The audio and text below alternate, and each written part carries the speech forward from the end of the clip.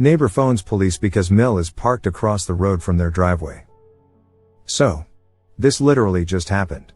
For some background, I live in Council Estate in the UK.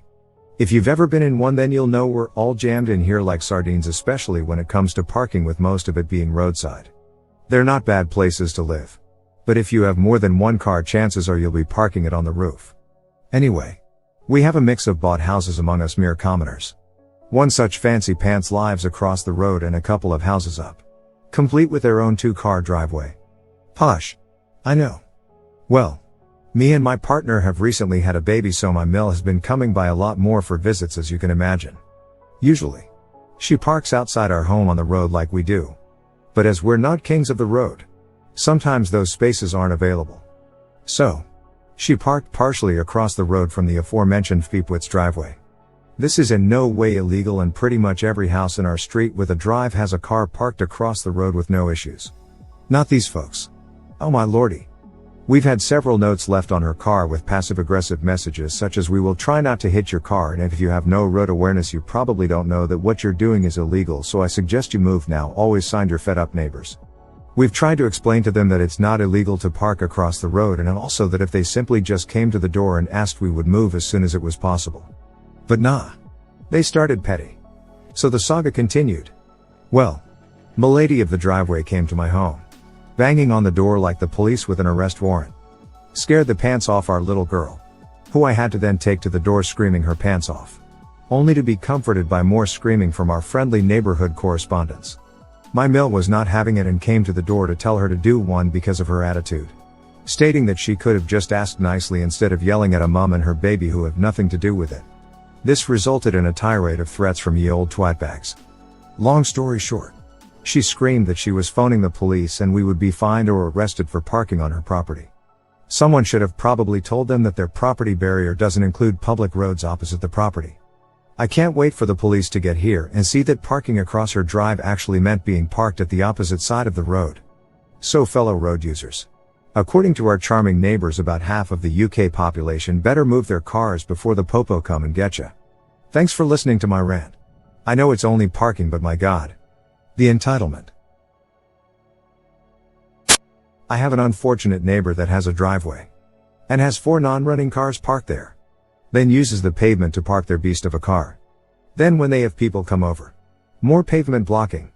We can't access our own driveway some days. Get friendly with your local councillor. They have more sway. Ours got letters put through everyone's doors saying if a double buggy can't get by, you are illegally parked. Gave people a deadline, then the ticketing began. It was nice the few weeks it lasted. Let her call the coppers. I'm quite an asshole when it comes to such people, and we have such a bitch and her husband living across the street from my house.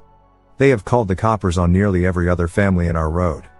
Obviously they all are pissed off by Kermit and Ms. Piggy. They really resemble those 2 Muppets and rallied up when a police car came to our road and the crowd talked to the policeman that the problem is them, not the others. K and Miss P once even bought a trailer to block a parking space so that others can't park there. K once came on our property to complain because my dad put a new stereo in his car and had music playing to check if the speakers are connected in the right way. My dad had the stereo tuned to a public broadcasting station that, back then, had a program aimed for tweens. Kermit complained that he can't stand that kind of music because he has wrecked nerves from growing up in the last years of World War II. My dad was born in 1942. Kermit is probably 4 to 5 years older than my dad. This confrontation ended with my dad telling Kermit that he stands on our property, and if he doesn't get off our driveway my dad will physically remove him and call the coppers himself. He was quite loud and that attracted some neighbors. Kermit had to retreat under observation. Since then the coppers haven't been to our road. Nowadays Kermit and Miss Piggy are quite easy to handle and trained to behave. Well, don't they just sound delightful? Why do people who clearly hate other people move into a street away and move into the middle of the countryside? I'm sure they'd be much happier. Good on your dad. He sounds like a legendary gent. I'm honestly tempted to highlight the road laws and post them through the letterbox, but putting them on the windshield is a better idea. They can have a look at it while they're leaving another passive-aggressive note. Many moons ago we had a neighbor whose garage was next to our house with a courtesy line on the road in front of it. This, of course, meant he had bought the road. He however used to park his car outside our house. We didn't have a car. My mom was dropping off some stuff once and parked on his line as that was as near as she could get. He came out swearing, calling her a fat bitch, threatening violence if she didn't move her car, while his was parked outside our house. He taped it on a dictaphone and sent it to the police. They came out once because he accused us of damaging his car, and then they told us he sent them about 3 dictaphone tapes late 90s a week. Other neighbors told us he had used his car to bump other people's cars out into the road and that he waited for people to come back to their cars and then sprayed them with a hose. We were near the city football ground and a popular local high street shop, so it happened quite often. M tries to ruin my Halloween decorations because they scare her kid. The cast. Me. M, entitled Mom. EMK, entitled Mother's Kid. When Halloween came, I saw this woman around my neighborhood with her kid yelling at people to remove the decorations. This happened to most of the people that had decorations on their front yard. I saw trough the window that the kid came. I opened the door and give him candy when her mother showed up. M, do you have any respect for this kid? How dare you put up this terrifying decorations? Me. Ma'am. It's Halloween. Scary decorations are meant to be put everywhere. EMK started to fake a cry. M. Look. Your stuff made my son cry. Me. Okay. That isn't my fault for making him cry. M. Oh. Yes it is. It's your fault that you put these scary decorations. Me. Ma'am. I saw you do this to other people of the neighborhood. You're just trying to get people's decorations removed and just complain about them. Then, M and her kid started to ruin my decorations. I reached my phone to call the cops on her, since no one actually did. When the cops arrived, she had to pay fine for about $500, and I had no other choice then to repair my decorations. Reminds me of the character in King of the Hill that hates Halloween. I need to push her agenda onto everyone because she's not happy. I really hate these type of parents that think that they don't like one holiday or an event or something, and they use their kid to stop whatever is going on and ruined it for everyone else because they feel that they are doing a good thing when they're really making everyone miserable.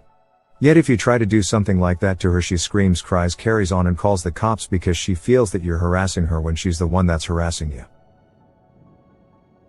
WTF. There were a couple houses that were too much for my brother and my son. My brother is 17. But still does not like things that are over the top terrifying. And we just skipped right past them. People are goddamn ridiculous sometimes. ETA also. My best friend's son does not like spooky at all. And she started small Halloween traditions at her own house so he's comfortable. Why other people can't do that is beyond me. There were some scary decorations where I took my kids legit scary. Life-size motion activated clown from IT scary. My son cried for real. He's 2. My only thought was, geez dude. Maybe don't turn on all the motion stuff when the little kids are out. Not I must destroy these things. BTW. Once my son got candy from them. And a hug from me. He was fine. The little SHT that ruined my Halloween. This isn't as much entitled parents as it is entitled kids and completely incompetent parents. So. In my house. Halloween is like advanced Christmas.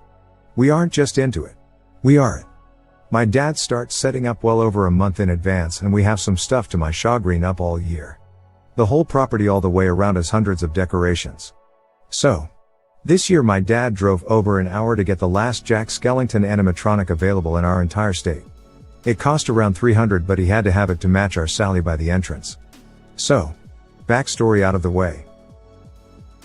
So while my dad's out there amongst the animatics giving tours and talking with our literal professional clown friend who's helping out him on candy duty.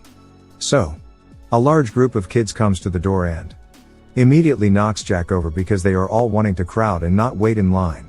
But it wasn't damaged yet. They then almost knocked over Sally as I put up Jack. Eventually has standing up and I can give them their candy. So. I don't even get a chance to say take 2 or take a handful. This kid just takes a handful. Then another. I tell him okay, that's enough, and he takes another handful saying wow, this is so much. I once again tell him that's enough as I take the bowl and move it to the other side of the door closer to the other boys. He reaches for a fourth and I move his hand away. Finally all kids have candy, everything's fine, right?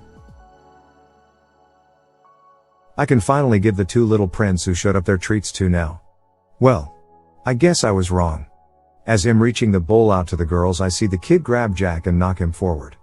On purpose. It feels like slow motion as he tips forwards and pop off with his head. The poor girl was trying to ask if she can take two, but I was so shocked it took me a while to reply and was awkward. I still feel bad because it wasn't the girl's fault. I wish I could have told them a cheerful happy Halloween. After I give the girls their candy, I straighten up Jack and assess the damage. And yep, he's dead. I mean dead, not his usual undead self. Wires had a completely clean break. The plastic did not. Hope of twisting the wires back or fitting the head on. After a minute I go to the group of parents and ask if they are the parents of the group. They say yes, and I tell them how a kid purposely knocked over Jack while he is currently punching our inflatables. And said something around, yeah, he can be a little rough in a very boys will be boys dismissive way. Later I found, according to my dad, the kid was still kicked and punching the inflatables after I left, as the dad stood there and the mom said stop once but not actually doing anything. I eventually found my dad and told him what happened. To say he looked like someone kicked his puppy as he held Jack's head would be an understatement. I told him he can talk to the parents since they are still here. They might listen to an adult man more than a petite woman. But he couldn't find whose parent was whose, as none of the parents stepped up to take responsibility for their kids, so he didn't say anything. He's still been kinda down and I've been off. It's his favorite day and am so upset that parents will just stand there and not even care and think they shouldn't even be sympathetic that their kid destroyed someone's expensive property because they are a spoiled brat. This Halloween has been a bad year. I know it is illegal and 100% inappropriate to throat punch children and or their useless parents. I am totally not advocating that. But I am offering the completely mental fantasy of doing so. Delivering phantom Reddit justice. In a way that would never ever be appropriate in real life to a real person. Pure imagination. Yeah. I'm a very Mr. Rogers about anger person. But even Mr. Rogers admits it's fine to be mad and a little violent. Just as long as you don't commit crime. At least not in real life, lol. If you have a soldering iron and some solder, you can probably repair the wires. Make sure the thing has no juice flowing through it, and take the metal parts of the wires that broke, twist them together, and then put some solder on it to lock them together. You can also get some plastic insulation to cover the wire threads and protect them. Maybe Jack can be salvaged. It may not be too late.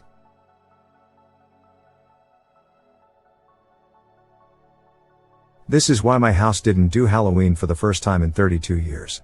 Last year, my hard work was destroyed. So much of what I accumulated over the last 32 years. Vandalized beyond repair by kids walking through the display. Stepping on them. Ripping them out of the ground. Ungrateful brats that didn't appreciate the free candy. Parents that openly mocked me and my husband for our costumes. The final nail in the coffin, no pun really intended, was some parent being butthurt that her kid was scared when my dead husband suddenly came to life and did a zombie roar as he jumped out of his chair. She called the police that he was trying to grab little kids. The lights went out. The costumes came off.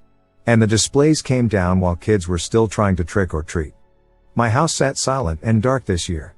I saved a couple 100 on candy and makeup. Not to mention hours of work setting it all up. But it was so sad to me. My grandchildren were so disappointed to show up and there was nothing but their special bags of treats. Maybe next, as I'm feeling right now. Probably not. Lazy parents make me crazy. I'm immunocompromised, so despite being vaccinated, I'm still high risk. In order to minimize contact.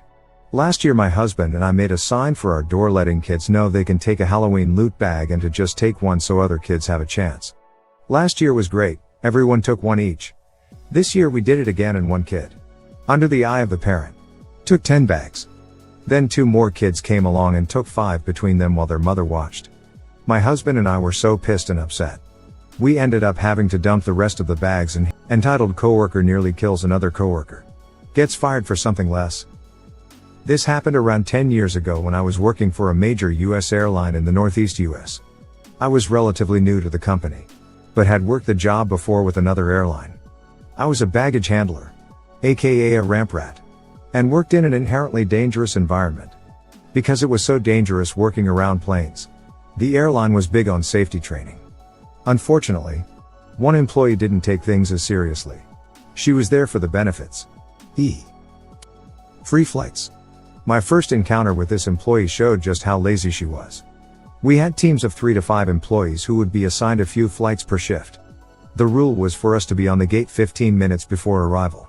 She would hide in the break room until hearing the plane was on the ground and then come out. Meanwhile, we would be grabbing bag carts, organizing loading equipment and prepping gear for the departing flight after we turned the plane. She would saunter out, pick up her wands, and do as little as possible. Other times she would hide out in parked cars with the heater running until the plane was practically parked. One day I was working a different team, and we drove to the bag room to drop off the baggage from a flight. She was already there, taking up the whole belt with 4 carts that she was leisurely unloading alone. Bag room courtesy dictated that we jump on her carts and help offload quickly. And plus we needed to use the same belt. So we started emptying the back 2 carts. I was unloading the 4th cart, and my coworkers were unloading the 3rd, when we heard a motor turn over. We all looked up to see this employee in the driver's seat of her tug. My arm was in the cart grabbing a bag. One coworker was doing the same in the 3rd. But our other coworker had stepped between the 2 bag carts to disconnect them.